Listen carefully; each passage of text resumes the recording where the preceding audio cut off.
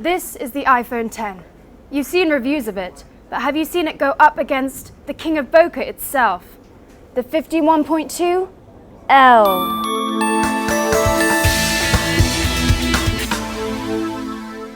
On the left corner we have the challenger, the iPhone X with its dual 12 megapixel camera, a wide lens at f1.8 and f2.4 telephoto, enabling it to use the portrait mode to compete with our undefeated bokeh champion, Canon 51.2. Enough said. Before we put the two head to head, let's see how the iPhone X holds up on its own. You've got a lot of colors. What do you think?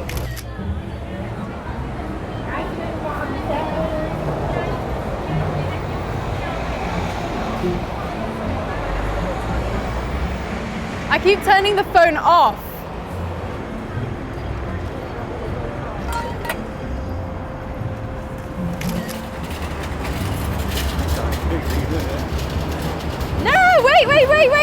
Wait. I'm out. I can't get onto photo. Quick, I can't. No, it's not working.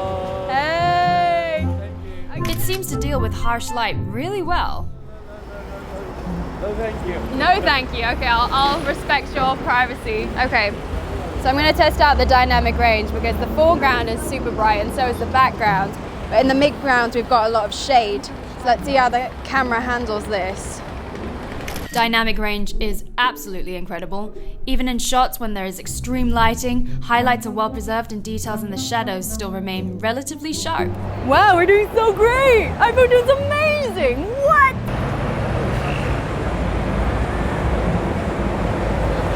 What do we see here? This! There is so much detail here. It's a dodgy, disgusting building, but there's so much detail here. This is perfect to test out the sharpness and the resolution. Let's see. Oh, it's amazing already, I can tell. Let's get this bus out of the way. Come on, get that baby out of the way, Jesus. Sharpness is excellent from the center all the way to the edges. But wait, is that distortion I see there? Should we try with the 2x tele lens? The tele lens seems to be just as sharp, but with quite a bit less distortion. I can literally see all the curtain shadows, all the nooks and crannies, all the lines in the windows. I can basically see everyone living in there. Okay, look at all these baby shoes and look at all these vivid colors. Let's see if the color variation, if it can handle the color variation. Let's see. Color produced on the iPhone is accurate and realistic, while still being very pleasant, not too oversaturated.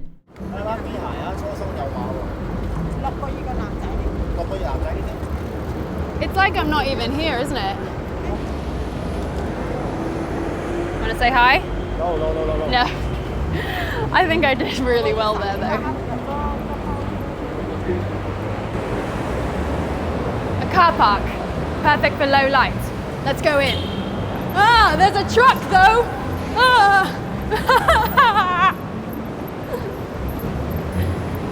Okay, I'm gonna get run over just to test the low light with this iPhone X. Jesus.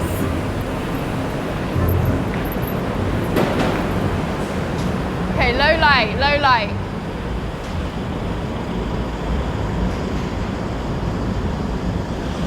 Oh my gosh. Already, it seems so much brighter. Hello, man. I need this chair with me.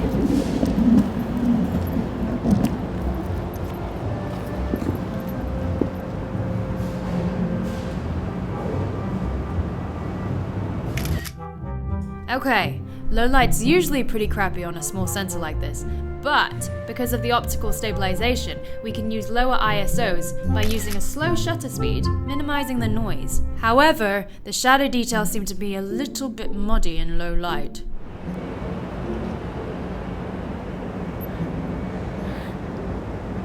I'm good. Let's go. I'm coming. I'm making my cameraman follow me. We're basically doing a hike just for you guys in the iPhone 10 reviews. Okay. And now the moment you've all been waiting for, we're gonna test the iPhone 10 against this 51.2 lens. Let's go. We've got a model here. Let's do this. Oh, she's walking beautifully. Let's go, let's walk. Let's walk. Because the portrait mode works by using the dual cameras to see depth in an otherwise two-dimensional image, it attempts to figure out which part of the frame are closer to or farther away from the lenses, then creating an appropriate blur for the subject in the shot. Yeah. Oh, wow, beautiful. I'm so intimidated by this woman. Okay. So, what we're gonna do is trick Apple's little software with busy backgrounds or backgrounds similar to our subject. Be more of a close-up portrait, and it's just like a standard test. It's not too busy in the background, and there's no similar colors, so.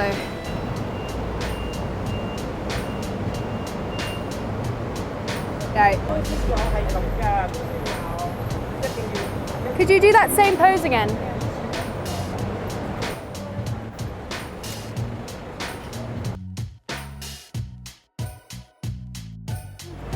I don't know why, but it seems that when you go into portrait mode, the dynamic range is suddenly much crappier. And with this thing, I mean, the background is a little bit busy, so I guess it couldn't distinguish between her hand and the background, so she's kind of got a squiggly hand. Do you have a squiggly hand? No, no squiggly hands, it's just the phone. So specific to the iPhone 10, the front-facing camera also has portrait mode and portrait lighting, and it's not because it has dual camera, it's only got one camera, but it also uses the infrared facial. Basically, the infrared sensors help mimic what the dual camera does. Facial recognition sensors. Okay. All right.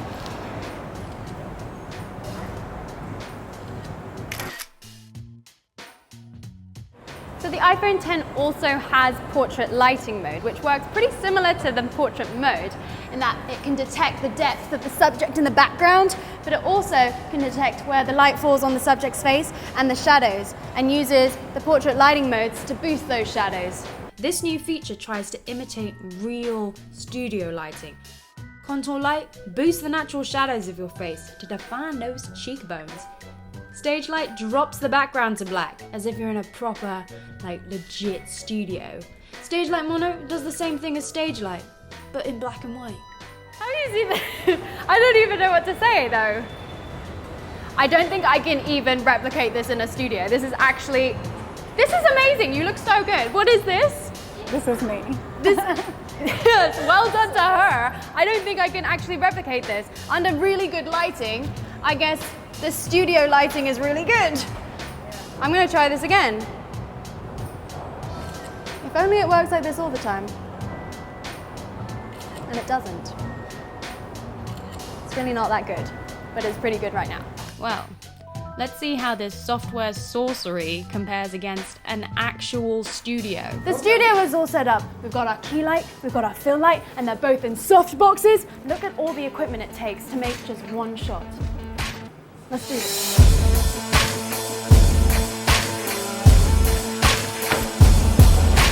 Hey, be serious right now. Sorry.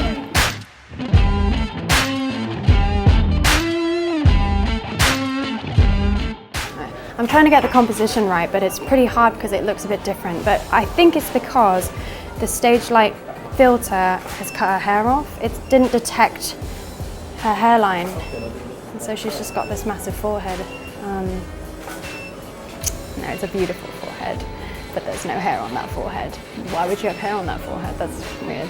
It's having trouble differentiating her hair from the background, so it's completely blurred in. So with the actual studio shots we ended up with, they were better, but of course.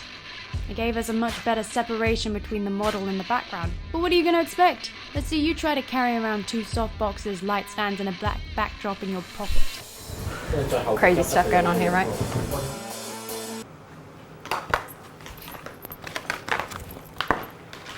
So the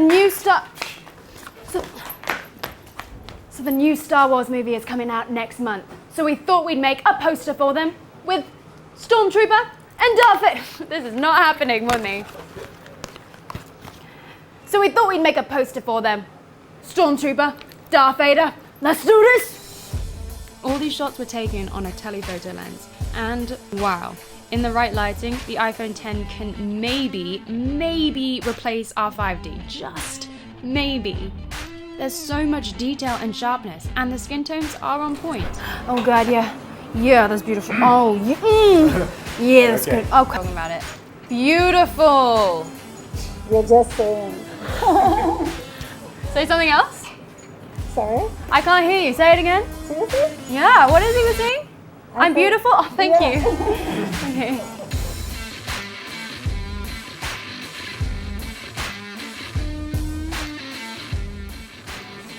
So you're probably wondering about the video functions. Let's ask the film guy. So the two new features in terms of video on the iPhone X is the 240 frames per second at 1080p and the telephoto lens being stabilized, optically stabilized. Let's check it out. Not only is the stabilization on the telephoto lens pretty decent, but the 4K image itself is incredible. Throw in a basic color grade, color correction, and widescreen bars, you can really shoot a serious film with this. So usually from experience, 240 frames per second on a cell phone, it's not too good. And action. I take it back. It's better than any slow motion my Canon can shoot. Let's be honest here. No smartphone is ever going to replace an actual studio or the beautiful 51.2. But having the ability to come somewhat close to this is astonishing, in the size of something that can fit in your pocket, and it's so elegant. What more could you ask for?